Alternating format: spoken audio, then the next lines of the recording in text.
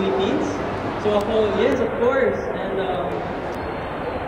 actually, yung ibang, lalo na yung top skaters and lalo na yung Canadian champion, world champion, kinongratulate ako na nakapasok ako sa Olympics. So, yun talaga. So, Michael Chan congratulated you. Also, di ba yun ang idol mo? Isa sa mga ini-idol mo? E di natunaw ka nung kinabayan ka ni Michael Chan, kinongratulate ka. Ang ako at grabe yung feeling kasi hindi ko na-expect na congratulate niya ako. So, grabe. Galing. Okay. Yes, sir? I'm Earl Losel from GMA News Online. Question again for Michael. Michael, before you arrived, they kept showing the video of your performance in Sochi.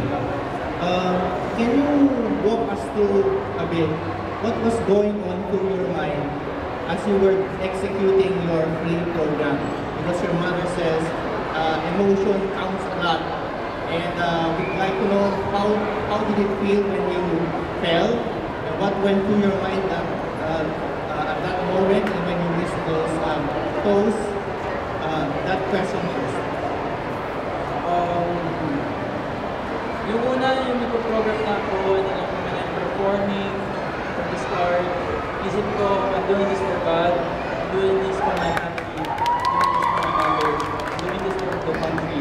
Pero nung sumabay ako ng one jump na NFL, sabi ko, no, this can't be. I have to push harder. So that's why nga nalang ko yung second hardest jump is the triple axel in the second half of the program. You mentioned the difficulty of your jumps. Comparing your jumps to the jumps of the higher ranked athletes there, you did not execute quadruples. How will the quadruples factor into your training program over the next 4 years?